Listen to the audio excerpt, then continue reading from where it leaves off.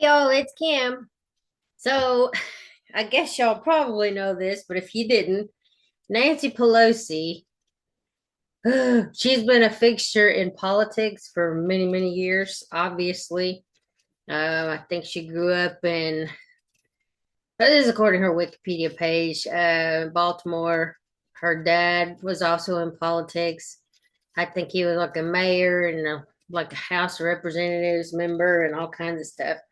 Let's see. So she's 84.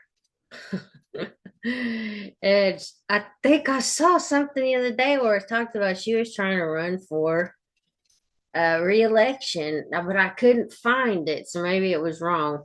Either way, it doesn't matter. I mean, 2024, 2 more years, she'd be 86, but I guess Dianne Feinstein was like 95 when she passed, and I already said that in another video. But let's look and see just how long she's been in. So this is in 1961. This is from her own page on boston.com. This is Nancy Pelosi meeting President John F. Kennedy after his inauguration in 1961.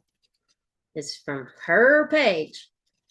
She's made this public. Anyway, then we go over to her dad, and his name is Thomas Ludwig John D'Alessandro Jr.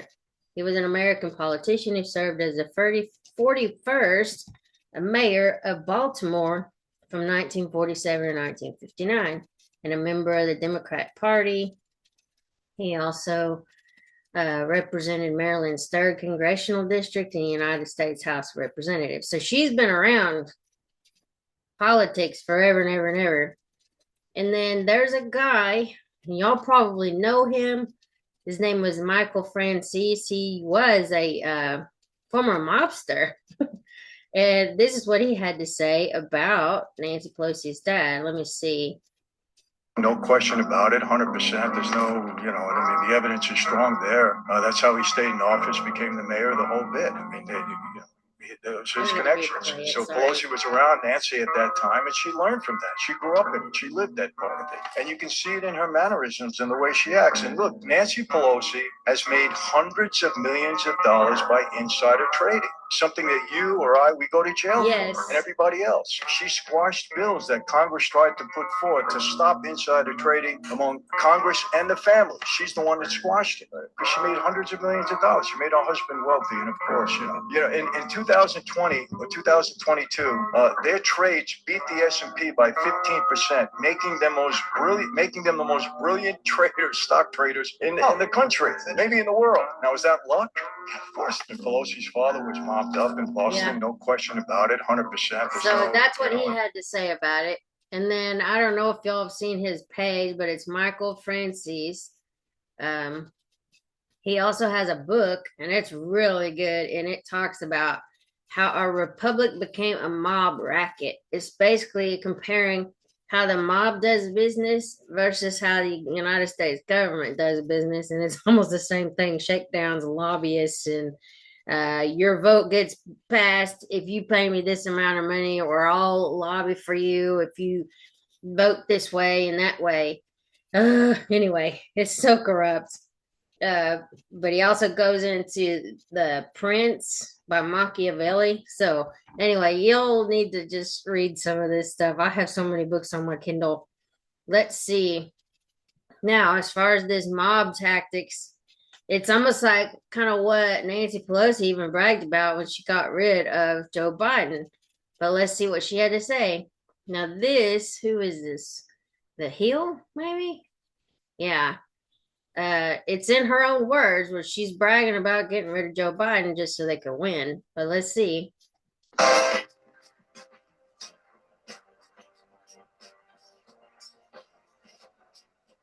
It appears that former House Speaker Nancy Pelosi is being iced out by some top Dems.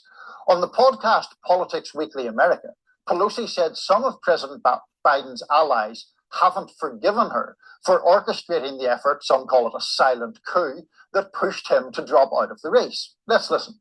There may be some people around him who have not forgiven me for my role, but in any event, we just have to win the election. That's really my focus. That's pretty sick. That, you know, that's all she really cares about is winning the election. I mean, I guess everybody wants to win, but I mean, the way they did, and then let's see, here's the other thing where she kept saying that Biden and everybody, you know, on the Democrat side, even some of the media was saying it. So let's hear what they were saying about Biden before he was kicked out of the race by Nancy Pelosi. Democrats in unison were on message, pushing the narrative that Joe is fit, as sharp as a tack, never been better. He is sharp, intensely probing, and detail-oriented and focused. This is a man who is sharp, who is on top of his game, who knows what's going on. This guy's tough. He's smart. He's on his game. His mental acuity is great. This is a very sharp president. This is a man that's on his game. President Biden is absolutely... Can I stop for just a second? Did y'all notice a trend there other than Miss Rita? All of these people are like his age or older, and they're saying he's sharp as a tack. Are you serious? I think almost all of these people are at least 70 years old or more. But that's funny. They're comparing it. Yeah, saying he's sharp as a tack. There's not a problem. He's sharp, he's fit, he's always answering questions. He is on the ball. He was sharper than anyone I've spoken to. He is sharp. He's on top of things. There's no doubt in my mind that the president is mentally fit for office. Biden has proven himself to have a strong memory. He's completely mentally He's at the top of his Oh, game. Lord. Democrats in unison were... That's just funny. And now, let's see. Where is that? Okay, so I had these backwards. So now the Democrats, let's see, when was this film? 7 days ago. But it's basically saying, take a seat. Dems reportedly fed up with Nancy Pelosi. I don't know if I posted this, or maybe I tried to post it yesterday and something happened. But yeah, it's like now they're kind of turning on her, but she turned on Biden, so now they're mad at her because he lost, or Kamala lost the election. It's like they're turning on each other, and I'm here for it. So get your popcorn. Let's listen to what all these Democrats have to say, because I think there were several people in these clips. If you go right now to the New York Post website, the lead story is all about Nancy Pelosi. Miranda Devine has written a great op-ed. Nancy Pelosi is finished. No one deserves more blame for the Dems' $1 billion electoral collapse than her. Keep in mind, she's the one who stabbed Joe Biden in the chest, and essentially he had to walk the plank. So she is the reason Kamala Harris was the nominee, and she is the reason, according to so many people, that they really stunk up the place this election. Pelosi told the New York Times that President Biden should have dropped his re-election bid earlier, and that if he had, Democrats might have had the opportunity to run an open primary. And that led to this headline. Axios headline says, but think about it. If it hadn't been for the debate and it was on the world stage of how bad Biden's mental abilities or non-abilities, whatever you want to use the word, inabilities, if it wasn't for that, he still would have run. He had planned on running. The only reason why they had to put Kamala in there is because they were pushing him out because they already knew he was done. And they were trying to keep all that campaign money. So that's the only reason why. But yeah, you can make up your own mind on it, but let's listen. scoop. House Dems sick of Pelosi. And one senior House Democrat that was interviewed says, quote, she needs to take a seat. Yeah, right. By the way, how disrespectful it is for the sitting speaker. Keem Jeffries, he's the one who should be front and center. He's the one who should be giving explanations, excuses. Well, and also, aren't they like big on the whole DEI thing? I mean, he's a young African-American man. So, you know, you got this older white lady horning in on what he's supposed to be doing as far as being their speaker or whatever that is. I don't even care the dynamics there, but yeah, you would think that she would advise and let him speak. But I guess that's not how it works. That's why I say she's been in politics so long, and they keep like I guess referring to her and Chuck Schumer and all these other long time people that should have already gone out to pasture. Well, let's see. And setting up a mission. And he said that a member of the Congressional Black Caucus said this: I don't think Pelosi, is being respectful of him, Jeffries. Now, Jeffries was asked that specifically on Sunday on Meet the Press. Listen. Very quickly, though, do you think she's undermining your leadership with her public pronouncements? No. Okay, that was quick. One of the arguments that Nancy Pelosi made is that President Biden should have gotten out of the race sooner. Do you believe he should have dropped out sooner? I think that President Biden will go down in history as one of the most consequential presidents of all time, and I was thankful for all of the work that we were able to. Consequential and terrible. All of the policies they put into place, all the regulations, all the executive orders that he signed right away as soon as he got in office that undid all the border, all these people that have been killed because of drugs, the criminals that have come over. I mean, you name it. Yeah, he will be the most consequential because he's the worst of the worst. To do together. He did make the decision. It was a selfless decision to pass the torch to Vice President Kamala Harris. I think she ran with it and did the best job that she could under incredibly challenging circumstances in a little over 100 days. She came close, but we fell short. Not close, necessarily. Not that close. I mean, a Republican hasn't won the popular vote in like many, many years. So yes, not close. Kamala Harris, not close. Anyway, and the Electoral College, not close. Anyway. The truth, because Joe Biden said it would take God Almighty to pull him out of the race, and then he went on a 2-week rally binge, as well as doing about 4 network interviews. If Biden wanted to finish this out and was maybe not told the truth or lying about his own polls, but Nancy Pelosi said when the guys didn't step up, meaning Obama and Clinton, I had to go out and do it. And then they finished the job. Maybe it started with George Clooney, but he's not being honest. I know he's in a hard spot and they get along, but that's not being. I think the one thing that she did not figure out, she's the most overrated politician of our generation. Remember, this is the. Speaking of overrated, so let's see. Here I got like 3 more little clips.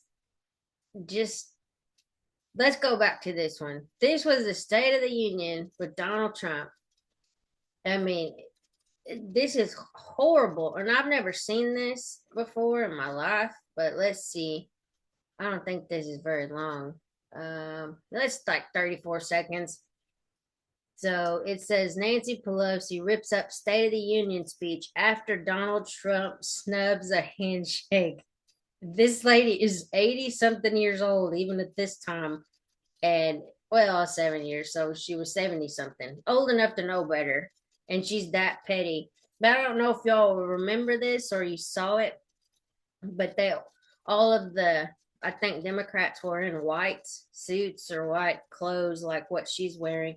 I guess it was some type of protest thing. I don't pay that much attention to those people. But anyway, let's look and see what she did.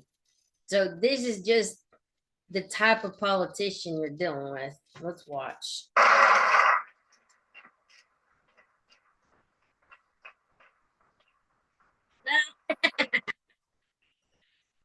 Sleep.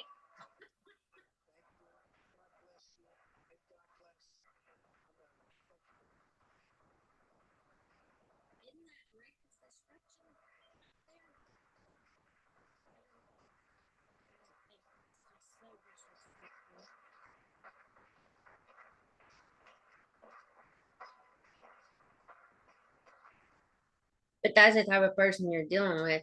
Let's see. Here is another video where she angrily snaps at a reporter. Let's see, who are these people? Oh, it's Sky News. But this is not who she was talking. Oh, it was an MSNBC host, but Sky News is reporting it. Let's see. Biden is doing that, created 9 million jobs in his term in office. Donald Trump has the worst record of job loss of any president. So we just have to make sure people know. That was a global pandemic.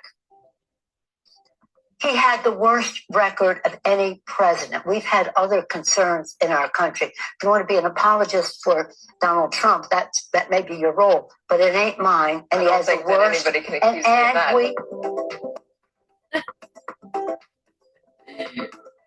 Gosh. I mean, this lady is just awful. I don't know why she's still anywhere in any politics, but I guess that's why we need term limits. Let's just put it that way. And then here's the last clip I wanted to show of Nancy Pelosi in her own words. It's Nancy Pelosi in 2017 unwittingly explains the wrap-up smear tactic of the Democrats.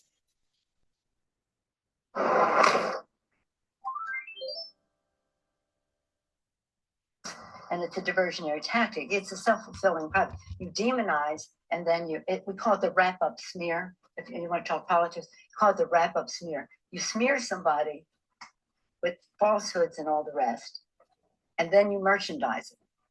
And then you write it, and they'll say, see, it's reported in the press that this, and this. So they have that validation that the press reported the smear, and then it's called the wrap-up smear. Now I'm going to merchandise the press's report on the smear that we made. And it's a tactic, and it's self-evident. But I think I'm worth the trouble, quite frankly. I love the fray. I'm not disrespectful of people's views. I respect any positive things that people want to say, or even negative, as long as it's constructive. But when it's blatantly self-serving and beyond the normal competition that the press so enjoys focusing on, instead of, wouldn't it be better if all the press were focusing on opportunity? I love it. Thank you. That lady is just flat out evil. I don't know what else you could say about her. She's horrible. We really have to deal with this. I hope she doesn't run again. She needs to get out of politics. But she'll probably have to be wheeled out, almost like, I think Dianne Feinstein wound up passing away not long after some votes were put in. I don't know. She was still in office that I know of. And I was thinking, I heard that her daughter had like power of attorney over her decisions, and yet she's making decisions on behalf of the American people. Okay, that makes a lot of sense. Again, term limits. Anyway, I just thought I'd share this stuff. I just find it amusing. This lady's been in politics for ever and a day. And I guess she just eats, sleeps, and breathes politics. But whatever. Anyway, I'll talk to y'all later. See y'all around. Bye.